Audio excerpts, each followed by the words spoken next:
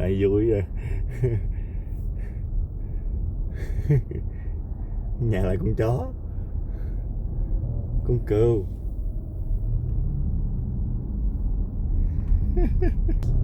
Alright, let's go to Redwood.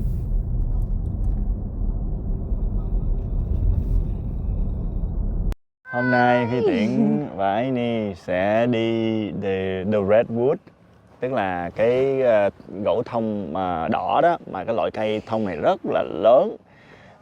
Phi Tiễn đã tới đây rồi hơi nhưng bị mà lạnh. hơi bị lạnh. Hôm nay New Zealand vào đông. Yeah, cho nên là yes, mình sẽ đi một vòng để cho mọi người xem.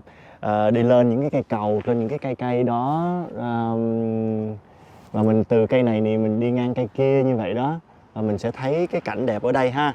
Cho nên là mong mọi người sẽ theo dõi và cùng đi cho vui. Yeah, ok, let's go. Let's go. Trời lạnh quá đi. Cái cây gỗ này nó rất là lớn, thì mà khi mà mình đi qua bên kia đó em, thì nó sẽ có một cái cây gỗ mà người ta cưa ra đó.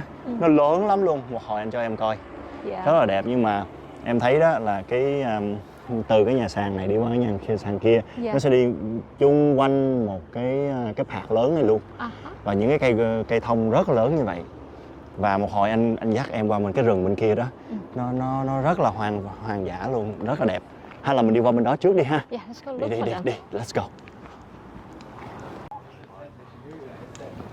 Wow. Để anh dắt em đi nha. That's pretty cool.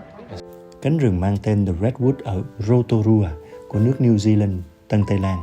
Khu rừng rộng 6 hecta, nơi có nhiều loại thông đỏ California được trồng vào đầu thế kỷ thứ 20 để khôi phục lại những cuộc khai thác rừng rậm lớn vào cuối thế kỷ thứ 19. Sự nhận thức và ý thức của con người và đất nước này đã giúp cho thế hệ sau này vẫn còn những tài nguyên quý giá về rừng rậm. Nói đến đây, Phi Tiễn và Amy cũng thấy rằng người Việt Nam mình cũng rất có lòng về gìn giữ và bảo tồn thiên nhiên và di sản của đất nước mình. Đã có rất nhiều cuộc biểu tình được diễn ra về môi sinh và môi trường. Cuộc biểu tình tiêu biểu năm 2015 đã diễn ra ở Hà Nội để kêu gọi và chống lại việc đốn hạ 6.700 cây xanh của Ủy ban Nhân dân thành phố. Nhưng cuộc biểu tình này đã không được ghi nhận. Việc bảo vệ cây xanh và môi trường không riêng là trách nhiệm của người Hà Nội, mà là trách nhiệm của mỗi con người đang sống khắp nơi trên thế giới. Vì không có cây xanh thì không có môi trường sống cho loài người.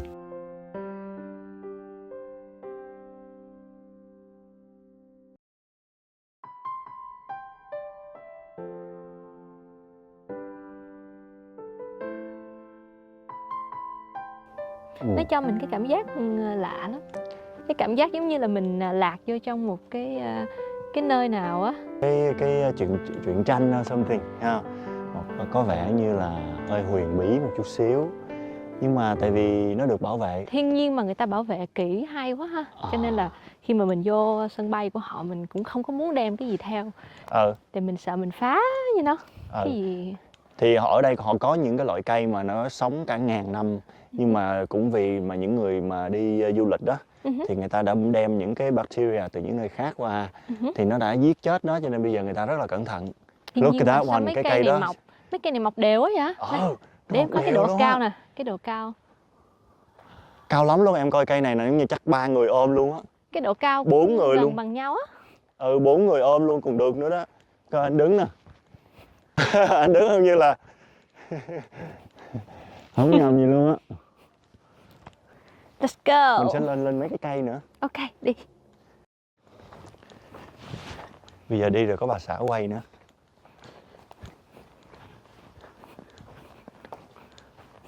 Rồi. Bây giờ mình kiếm Luca với ấy đi. Khi mà mình lạc vô trong rừng á, hả?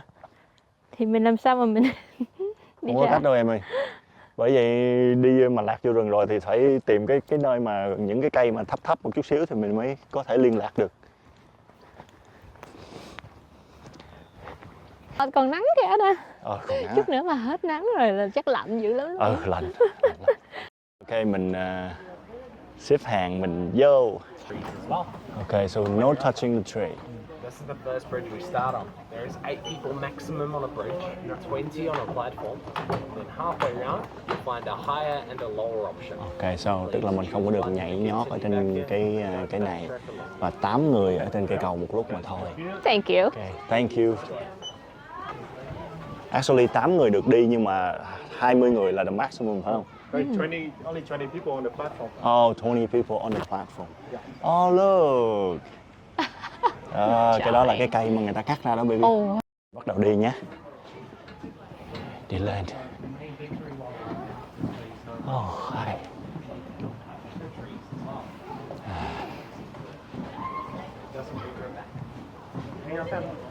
Okay, you guys go first. Go. Người ta dặn là mình đừng có nên đụng. Oh my god, nó cao quá trời cao luôn. Ta cũng dặn ở đây nè, đừng có đụng cái cây. Thật sự ra thì mình đụng chắc cũng không sao đâu, nhưng mà người này đụng người kia đụng thì nó sẽ từ từ nó mòn đi á, và nó sẽ có mang những cái tay mình nó sẽ không có sạch, mình sẽ làm cho cái cây nó chết đi. Wow, có Prince what's his name, Prince Harry em. Oh yeah? He came here. Oh, Yeah, Prince wow. Harry came here. Well, he's European. You're European. Yep. Your neighbor. Yeah. Kind of. Đó, đi mà nó nhúc nhích vậy đó. Bình thường là. Hey, Lucas.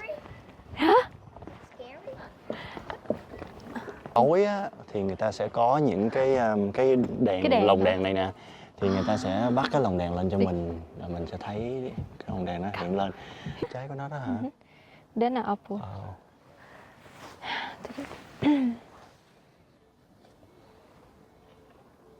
Oh wow, bự rồi vậy. Cái trái này bự ha anh ha. Trái thông này bự quá.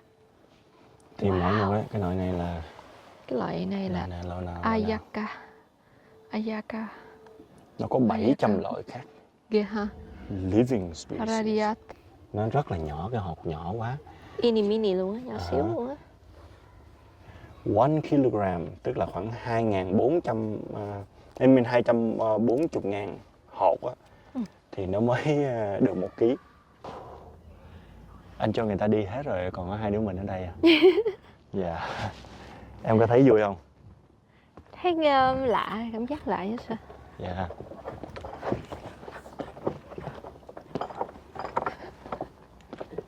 Anh đi tới đâu là nó sập tới đó luôn. Rung rinh nguyên cái chỗ này luôn. Em nhìn kìa, em nhìn cây nó lớn dễ sợ luôn á. I know, bởi người ta cột vô cái cây này. Wow, cái cây này nó chịu được cái sức nặng dữ sợ. Giống như không có gì luôn đối với nó luôn á. Ta cột này nè. Chứ người ta phải có cái cách người ta làm để người ta cột nó không có bị hư cái cây nữa. Cái cách người ta làm rất là hay. Thấy không? So wonderful. I love it. That's why anh tới đây một lần rồi là anh nói I have to take my wife here. Phải cho vợ. Sao biết vợ?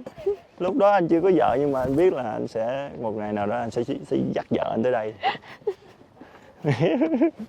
Chồng gì?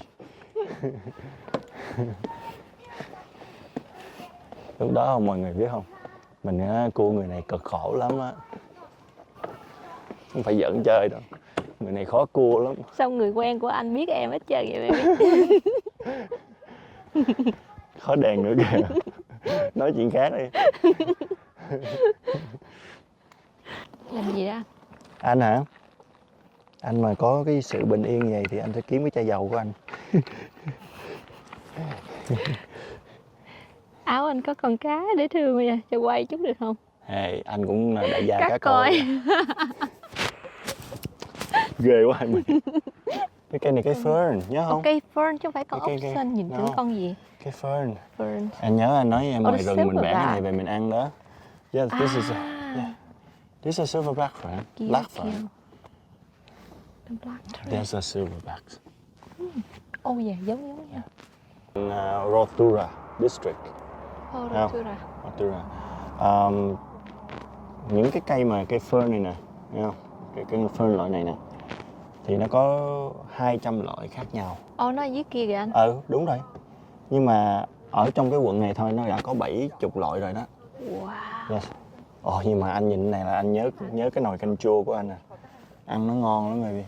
Cái đọt của nó ăn rất là ngon. Yeah. Ở Hawaii anh có nấu cho em ăn rồi đó. Yeah.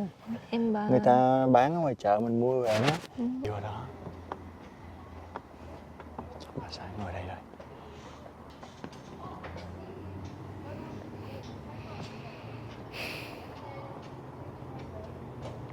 Mấy cái này nhìn giống như là em tưởng tượng có con khủng long nó đi ngang vậy á. Thì người ta nói là những cái fern này nè, có những loại là nó còn 65 million years ago. Sống từ thời khủng long. Yeah, đúng rồi, từ khủng long tới giờ đó. Như anh coi từ trên xuống giống như cái bông vậy đó. Cái đó là bạc fern, còn cái này là như cái bông vậy hả? Oh my goodness, nó tròn vậy đó. Dễ thương á. Anh muốn ngồi vậy nè. Ngồi giữa đường vậy đó hả? Giữa cái đường đi của người ta rồi ông ngồi. Anh ấy đứng lên. Đứng lên trước khi bị đuổi anh ấy. Cái gì vậy? This is đây là cái cây mà cao nhất. The tallest tree. The tallest tree. Cái cây này là cái cây cao nhất. Mình tưởng là mình cũng cao lắm, mai nghệ đó không động nhỏ gì hết chứ. Thật sự là cao thiệt. 72 thước hả em ha? Dạ. 72 thước. That's amazing. Cao quá luôn. Không những cao mà còn bự nữa. Cao to mà nhìn nó giống như nó còn lớn ra thêm nữa đó. Anh này nhìn đẹp trai quá. Oh, goodness. Cao ráo. Cao ráo, đẹp trai. Còn bên đây là cái gì đó ta? Chắc là cũng ngó thôi à. Cái này đường ra hay là đường nào ta? Chắc để anh đi vô đây trước thì thấy không ai đi hết, anh đi à.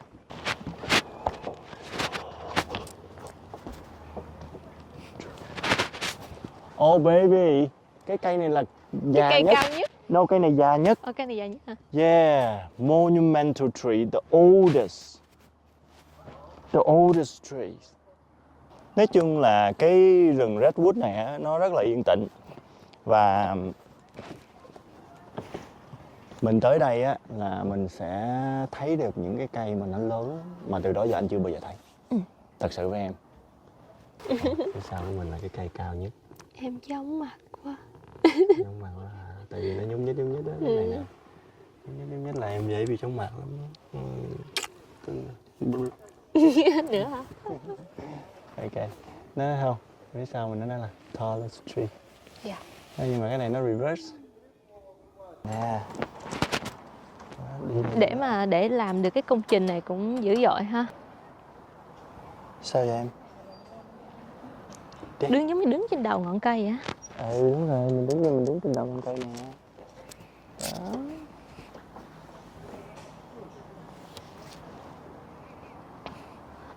Đó. Goodness. Hồng đen kìa. This way. Biết Wow. Cái đèn á. Yeah. Tối nó sẽ bắt lên đó baby. Dễ thương. Aluminum. Native forest. Bị cháy rừng. Trước khi có người tới nè. Human forest cover nè. Và đây là sau khi có người tới. Wow. Wow. Đơn giản thôi, người ta nói từ cái lúc mà khoảng 800 năm về trước á, là cái nguyên cái đất New Zealand này đó là nó không có nhiều người ở đó.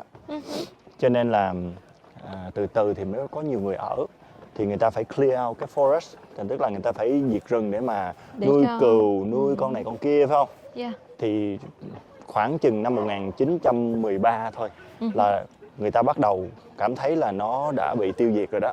Dạ. Đó, cho nên là bây giờ con người mình đi đến đâu là đó. Và nhiều loại cây bắt đầu bị extinct, tức là bị tuyệt chủng đó.